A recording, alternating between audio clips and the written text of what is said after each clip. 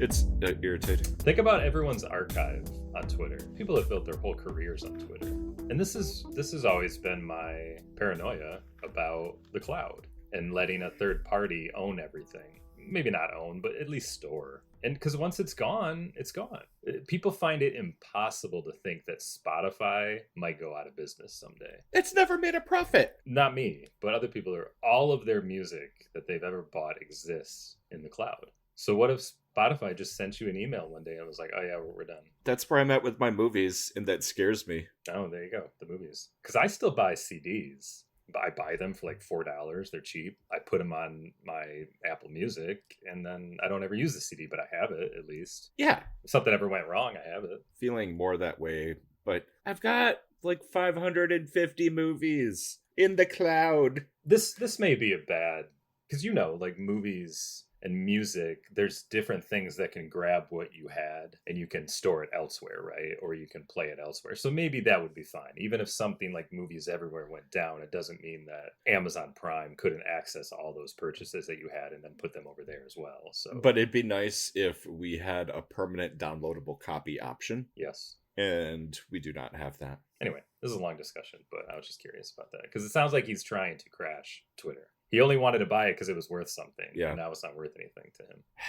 The new one isn't quite as good, obviously, because not everybody that I followed on Twitter is on there.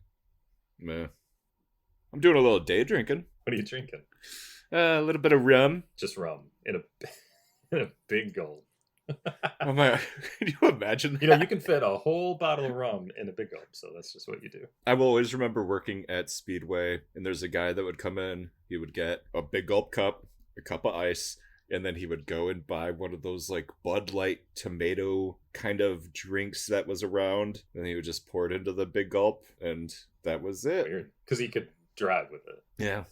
I saw an old video when they were outlawing drinking and driving from like the early 80s or late 70s, whenever it was. And it was just funny to see everybody's reaction. You work a whole day and you can't just have a beer on the way home? Like, I think it's ridiculous. Like, what's next? What else are they going to take away from us? And now it seems so foreign to us. The good old days. I saw Red Eye. Do you remember that film? The Wes Craven movie with Cillian Murphy and what's her name? Rachel something. We saw it in Brad, theaters, didn't we? Did we? I don't remember seeing it in theaters. Maybe we did. I don't remember it at all. It's fun. I like turn of the century movies. It's like it's our time. It's just fun to look back on those. But it was a pretty good film, actually. Do you know what I just rewatched? Do you know? I don't know. Hackers. Nice. Angelina Jolie, man. Not to. She was good. She's never looked hotter. Yeah, she was probably the hottest. I mean, she was good in I think she was hot in that, and equally hot in Girl Interrupted. Yeah. Her early work is so. James Mangold, by the way, Dial of Destiny. Huh? That was his film. What film? Girl Interrupted. Is it James Mangold? I had no idea. Yeah, there you go. Huh. Check it out again. We have this firm remembrance of nudity in our teen years, but like, has Angelina Jolie been naked in other stuff? She was naked all over in the movie Gia. Oh. But it was like she's on heroin kind of naked. Oh, see, that's not good. So yes, it's not as sexy. Yeah. And that's a movie I definitely never saw. And she was in a wild film with Antonio Banderas. Do you remember that? I don't remember what it was called, but that was early on as well in the 2000s. Oh, I don't remember what movie you're talking about, but I remember what movie you're talking about. I mean, they were like it was a hot and heavy kind of film. Kind of a period piece. I just like that as we get older, we take it for granted. You no longer have the database. You can no longer remember every movie.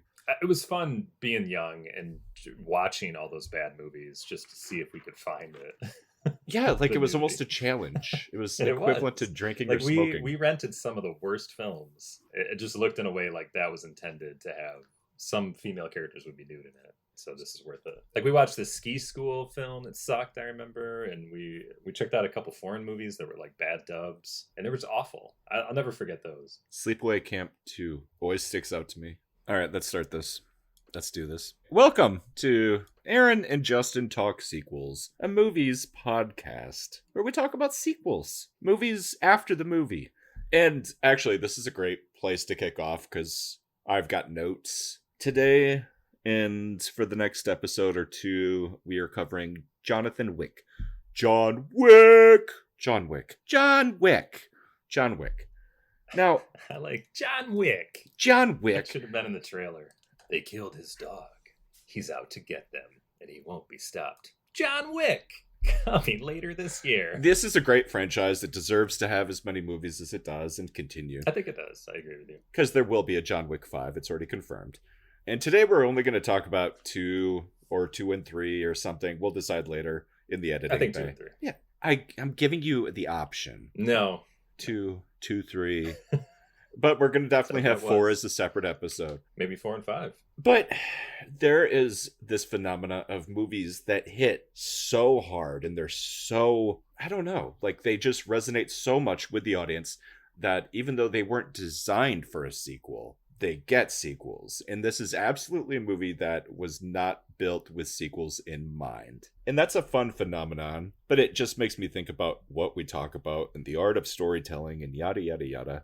Because you can tell, at least in John Wick 2, how they are building out the franchise from the start. And I tried to list off some of these movies. So, Die Hard is a great example. Terminator. That one's trickier. That was more the director wanting to expand it. And then we have The Matrix, which was, I think, the clearest example of this, where they made a movie and then they had to figure out how to expand it, and it really brushed against audience expectations when they expanded it. I don't think there's a franchise you can come up with that didn't have a one-off movie that they all had to think of a way to make sequels, except for Lord of the Rings. What other movies? Star Wars was clearly a one-off film. Star Wars was a great thank you. But then they had to figure out a way to make it a franchise. Die Hard clearly had to figure out a way to make it a franchise. But that one's a little easier because it's literally just a character. There's not a world he inhabits. It's just his experience. So then it's just like, well, let's just put him in another experience. That was all they needed to do. That's an easy one. People that listen to this podcast already know, but I'm going to say it out loud just for the few that don't. Star Wars is called Star Wars Episode 4, A New Hope. When it originally came out, none of that was there. It was just Star Wars. When did that change happen? I mean, sometime between... I'm assuming there was a re-release between Star Wars and Episode 5 where they added it on. In the crawl, did it say Episode 5 on the original release? Had to have. Anyway, doesn't matter. Yes, but your point is that there are one-off movies that then they have to find ways to make franchises. I think that is John Wick, but at the same time, they did kind of build a world in that first movie that could easily be expanded with the Continental and the High Table and stuff like that. Yeah, they absolutely did. John Wick 2, if it had sucked, I think it would have stopped there, but they did a great job of world building it out. And that's the nice part about having the same creative team through the first 3. The writers change up in the 4th one, but still same director. Do you know what he's famous for? Chris Stahelski? I don't know how to say his last name. He was Brandon Crow's stunt double, and Brandon Crow. Brandon Lee's stunt double on The Crow. So when he died, he was one of the stunt doubles that portrayed Brandon Lee, and then they superimposed Lee's face over him.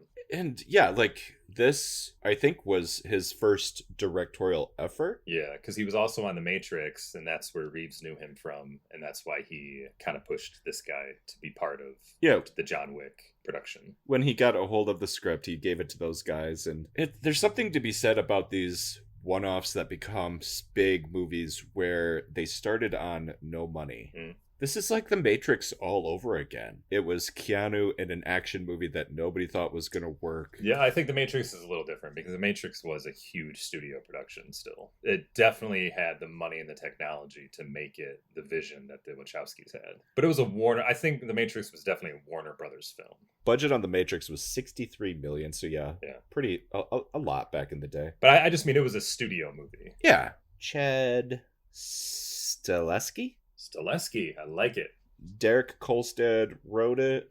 I guess he was bumming around in the entertainment business for like a good 10, 15 years before he finally had this script, get sent to Reeves. David Leitch.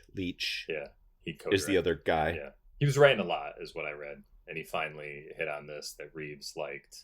It was intended for like a Clint Eastwoody older actor, maybe not that old, but older dude, but Reeves is like, I can do that. I'm like 50 anyways. The original script made me immediately think of Unforgiven, an old retired gunner whose family's dead who goes on one last mission. Because originally it was supposed to be his family that's killed, and that was boring, and they changed it. Well, see, the reason that Unforgiven is so good is because these prostitutes got assaulted, and they came to him with money. We want you to kill the guys that assaulted us. So it was like he came out of retirement to do something justifiable. So this one's a little more revenge. They don't kill the wife, and I like that, but they kill the dog, and the dog meant a lot to him. And they stole his car.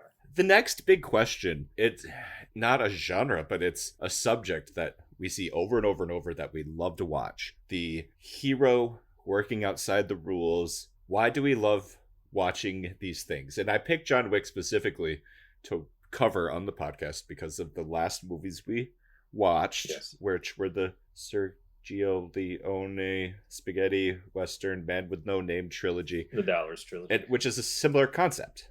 Mm-hmm. And this is like a modern version of that in my mind, where the escapism of watching somebody be excellent and not have to worry about the rules really resonates with people. And why? I agree with you. It's escapism. I don't know. Why do we like movies? This is just one of the things in movies that we've always liked. It's cool. It's living vicariously through a character. We don't have to feel guilty about actually doing anything that he does, but we can enjoy watching it.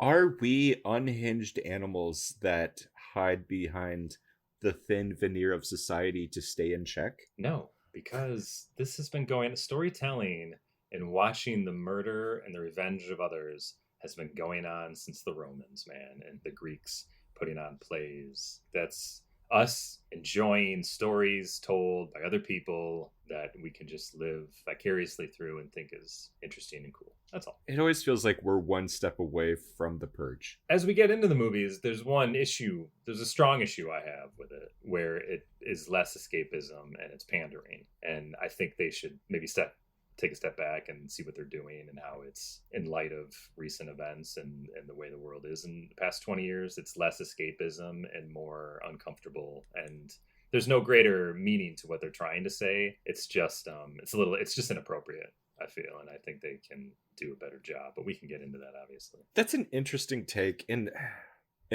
I might be wrong, but I don't think in any of these movies, and I think this is a conscious choice, I don't think an innocent person ever dies. Well, who's innocent? I mean, so these movies are all operating within the world of the underground. Sure. It's acknowledged. I just think we're beyond the days of mindless minions. All these guys are people, everybody getting their head blown off are still people. So let's get into it. When you have John Wick and he is one-on-one with somebody and there is great choreography and he has taken them out, I think it is excellent and it is a cool part of the movie, and that is definitely escapism. But then when you have Keanu Reeves playing the angry white male American with an assault rifle mindlessly blowing away anyone in his way in a nightclub, it's not escapism anymore, and it's too close to home. That I think they should probably, I don't know if ashamed is the word, but they should really be like, all right, this is not the way we should be portraying this character. He should be... That's a thoughtful take. He should have a good task at hand, and it shouldn't just be mindlessly blowing people away. It's just too close to home. I don't know how a better way to put it. So I've got a couple more setup things before we jump into the plot, okay? Sure. And this is big picture again. Every so often, there is a movie that resets what an action movie is, where action movies have to ape it to be successful. Jason Bourne is a huge example here, because that fighting style was just so different and new. And then there's also the camera work, the handheld camera work. That was also the big thing. Yeah. The Matrix is another example of reinventing action, obviously. Yes, sci-fi action. I think Crouching Tiger, Hidden Dragon goes along with that, and the way they would use the wire work. Same wire guy too. I spent a lot of time thinking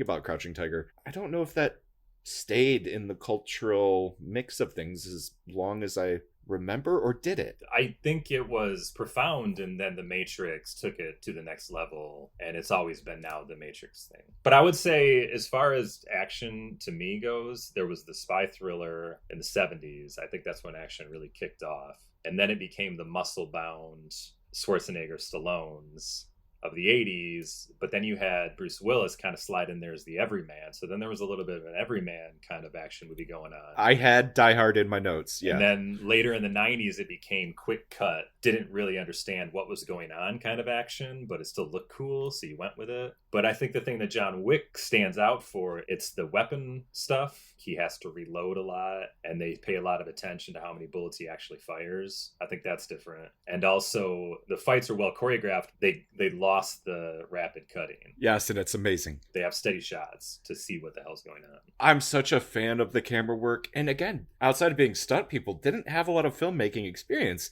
And then they accidentally reinvent the action genre. The best thing these movies have done is to show fight choreography and how well it can be made as long as you take the time and everybody's on board with it. Like, Keanu Reeves must have worked his ass off for like 10 years now. How do you even remember what the hell to do? Here comes the knife. Now I do this. Now I do.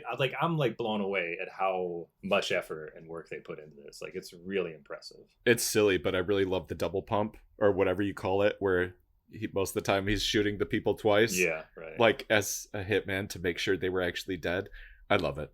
Since we're probably covering 2 and 3 in one episode, do you know how the time frame for these movies are? How much time passes in between? I mean, I can't speak to the 4th, but it seems like it's been all of a couple days. Yeah, it's about a week between chapter 1 and chapter 3. And then they suggest that the 4th one takes place about 6 months later. And then this is fun to talk about. John Wick kills a lot of people in these movies. The counts are all over the place. In the first one, he kills about 77 people.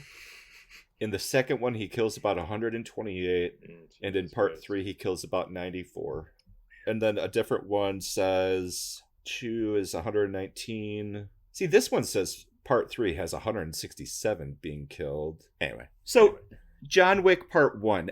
Something I love about these plots is you can say them out loud in just a short time. Former hitman who gave up the life by doing something incredible that we're never fully told about, so that he could be with the woman that he loves. And then, sadly, the woman he loves gets some unnamed disease and dies. And he's sad. But the woman he loves is a great woman, and she bought him a dog so he wouldn't be so alone, because she knows he'll be crushed. So if I'm understanding this right, he gets home from the funeral, goes to bed, next day the dog is there. So, like, she has just died. Like, this man is not in a good state. Reeves said something interesting, too, about he saw it as, like, she was the only one that kept him as this retiree family man. She made him believe he could be this person. So once she was gone, it made it clear that he wasn't that person. He was always this hitman. And there was just going to be something, unfortunately, that would set him off. And that was this. So, like, it was almost like no matter what it was, he was going to get back into that life. So all it took is for these kids to steal his car and kill the dog. And then we're off to the races. And we don't know what he is. And so that first movie is just great, just because it builds and builds and builds, and you learn. Yeah, and the difference is that there's this... I don't recall how much they go into it. I feel like the sequel definitely goes into it full on about, like, this underworld of assassins and all the rules. First one, not at all. The first one a little bit, right? Because there is the hotel. There's the Continental. Just the Continental. Right. You understand the rules there. But it's clever because it does something different, where it's just like, he's not just some hitman in the real world. Like, there's an underworld and there's rules to be followed. I love the world building. It's one of my favorite parts about this series. This underworld isn't just important to them. It's established in society. I love when the cop shows up at his house and is like, "You working again, John?" The cop, wait, is that the first one or the second one? Yeah, that's the first one. And he just lets him go, because in the official world, they know there's an underworld and things you stay away from. I think they have to. I thought about this too. They have to know, because defies credibility that all of this stuff could run. Like, where's the money coming from? How do they always have power to power the hotel? You know what I mean? Like, they gotta live in the real world, and yet they're this underworld thing. So when they're killing each other, I think in the third one in Central Station in New York, and nobody's really paying attention, I think it's because the world knows there's a world of assassins, and you just look the other way. Yeah, and it's fun. It's probably the most genius move in this whole franchise, is to have that underworld, because it totally opens up the whole franchise. So in the first movie, all they establish is that there's an underworld, there's crime bosses, and then there's a hotel that is a universal safe place where nothing can happen inside of it. They'd never mentioned the table or anything like that. So yeah, we know how John Wick ends. He gets revenge on the people that killed his dog. And he's almost going to die, but the dog convinces him to, like, no, we got to keep moving. And that, so he walks away kind of triumphant. Yeah, he gets a new dog. Right. That's very fun. Oh, that's right. He got a pit bull. Yeah, because it's not the same dog. Yeah. So it encapsulates a good movie. Like, there's a beginning and ending. But with that underworld, it left it open to sequels. And I think was a good move. And they could have taken it any place. For sure. And they were very smart about it. They knew the strengths and they kept with them. Do you think it was just a happenstance where they were like, hey, remember he got out through an impossible task? Maybe we should follow up on that. Or they knew that they were like, we're just going to call it an impossible task. So if we need that little gem, we can pull that into a sequel and explain what that is. I hope they never explain it. No, but I just mean that they laid the groundwork for something, so then they were able to follow up on it in the second. Was that just by accident, or I feel it was on purpose? John Wick 2 starts with him very, very logically going to go get his car. Somebody has it, and it's what's his butt? What is his butt's name? Yeah, that guy. That guy. Everybody knows him. Who's in everything. You've seen him 1,000 times. He's always a crazy Russian, but he was in Fargo. Peter Stormare. There you go. He was in Armageddon, crazy Russian. Yeah, he's the brother of the bad guy in 1. And he's got his car. He also knows not to fuck with John Wick, but John Wick actually lets him live. Yes, because he doesn't want to keep fighting. Because he ends the story of 1 in that cold open, as they call it, in the sequel. And then he goes home, and then something new happens. And this I kind of think is bad screenwriting, but, whatever. Riccardo Scamarcio. I'm so sorry, man. Scamarcio. He plays Santino. He shows up at John's house, and he's like, hey, John, I was gonna not bug you because you were retired, but since you decided to kill people, now I'm gonna bug you. Well, he was the one that helped him get out by performing the impossible task. Yes. Without me, you wouldn't have been able to do the impossible task. But so it was John Wick's fault for coming out of retirement to get his own personal revenge that awoke the assassins to his activity. So now they're like, well, you're back in the business, so now I have something I need. And you gave a blood oath to me. I got you out. That's why I have the blood oath, which I wasn't ever going to use against you unless it really called for it, because I was going to let you go. As you say, you were retired. But now I see you're out again, so now you have to do this. And it's fine. It's acceptable. I think it's fine, and I think it makes perfect sense as far as that underworld goes. It's just that Wick, he did this personal revenge thing, so I understand where he's coming from, where he's saying, no, I'm out again. I'm sorry it made it look like I wasn't, but I am really, I can't do it. But he knows exactly what's going to happen if he turns him down. And he turns him down anyways, and then the guy blows up his fucking house. He knew it was going to happen, but he also knows that they know that it's a mistake to fuck with him. Yeah, but now he has to go back to the world, and he didn't want to. But again, you're making a sequel. He's got to get back into it. How are you going to do it? This made sense to me, so it's fine. It just felt a little off. I go back and forth on which chapter's the weakest. I usually sit with 3, but as we talk through 2, I might end up on 2. I think this is the weakest just because it suffers from a lot of middle chapters where they're trying to do a little too much world building, and it kind of gets in the way of competent storytelling. Santino forces John to kill his sister. Their dad has just died, and he has a seat at the high table, which is like Congress for the crime people. The Supreme Court of crime people. Supreme Court of the... Yeah. His sister got his seat. He wants the seat, so he's going to make John Wick kill her. So John goes, and he doesn't kill her, because everybody treats John with respect because he doesn't suck. She kills herself because she knows she's dead. And then he puts her out of her misery. And then he makes sure she's dead. You know, that was just cold-blooded. He just should pop her in the head to make sure she didn't survive. I don't know. I feel like she was still dying and he finished her off. Yeah, that's fine. But he had to make it look like he killed her. You know? Then Santino double crosses John because obviously anybody that kills my sister, I have to try and kill them. It would look like he wanted her to die. It would be bad for him. So he's got to put a hit out on him, obviously. He puts a hit out on John. What's his butt is in this movie, and he's really good. Common. Yes. This is one of the better films I've liked him in, because he just seems very wooden to me as an actor. But when you put him up against Keanu Reeves' wooden acting in a movie that supports wooden acting, it works. Yes. Because let's talk about Reeves for a second. He's amazing. He's amazing in this movie, but the guy is wooden as hell. But they rewrote the script to support his acting. Yes. The script probably came in and there was dialogue all over the place. And they're like, no. Let's just have this guy talk. And then Reeves goes, yeah. Yeah, he almost never talks. Perfect. It's amazing. Anyway, Common, yeah. Common's very good. He's good in this. He was protecting the sister that John Wick killed. And when your whole job is to protect someone and you fail, it's a pretty good drive, you know, as a character arc. The thing I really like is that these movies play with the world. And even though Common's pissed as hell at Keanu, they still follow the rules. They treat each other with respect. Yes. They were friends.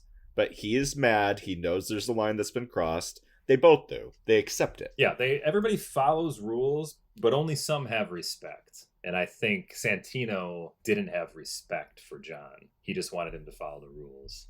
And then as we'll find out, there's another character that respects John, and it's a mutual respect, but then he ends up betraying him, which is a little bit of a weird character turn for me, but that's in a future movie. What movie are you talking about? Number 3. I'm blanking right now. Sorry, we'll get there. So everybody, all the hit people are going after John because there's a big amount of money on him. Yeah, there's like 7 million or something, right? Yeah. So we go back to the Continental. 2 million. I don't remember. Well, I'm getting confused because there's a big amount on him when he gets excommunicado, which is my most fucking hated word in all these movies when they just keep saying it. And this is where the writing gets a little thin for me. And we'll get into that. So, yes, at some point the money goes up. Are we missing anything between assassins trying to take him out and the end? I don't think so. You know, when Santino said you have to complete your blood oath by killing my sister, that's when we open up the world of the assassins underworld to like an international thing instead of just the continental that was in New York. Now we see that there's places to go in like Rome and Paris and Italy, wherever he was, you know, like all over the place. And there's a whole network, and that's where he's able to get weapons, and you got a new suit that's bulletproof. The thing I really like about this is that they make it very clear that this is essentially just like the Hilton, except there's an underground part. And so, yeah, of course there'd be Hiltons all over the world. Sure, yeah. He gets back to New York, right? Like some guy helps him out because there's a hit on him. And then it's the thing with Common is wrapped up. But he leaves Common alive. He doesn't kill him because there's a respect. Because he respects him. Yeah, he put a knife in his chest. Right. And it was like, if you leave this in, you're fine. Yeah. So go get some medical attention. Leave me alone. I'm surprised he didn't pop up in number 3, but maybe he's not retired. Yeah, that's a good point. So then I think there's a meeting between Wick and Santino at the Continental. Somehow we get to that point. We may be missing some things in between, but I don't think we might be missing something, but yeah. This is what sets up the 3rd movie. John's like, I'm very angry at you. You're not very nice, and I'm not happy you forced me to kill your sister. And then he's like, well, I'm at the Continental. You can't kill me. And then John Wick kills him. Yep. You can't conduct business on continental grounds, and you can't kill someone at the high table. And he did both of those things. And Ian McShane, who plays the manager of the Continental New York, Winston, is amazing, and I love his character acting. Yep. Along with Lance Reddick, who is the concierge. Yep. At the Continental. He's worth mentioning because he's also awesome. Yep, they're both cool. So John kills him, and Ian McShane's like, oh, Jonathan, what did you do? Jonathan. And because everybody respects John Wick, he gives him 1 hour to get clear before he excommunicates him. Excommunicado. Excommunicado means you're no longer offered the services of the Continental, I guess.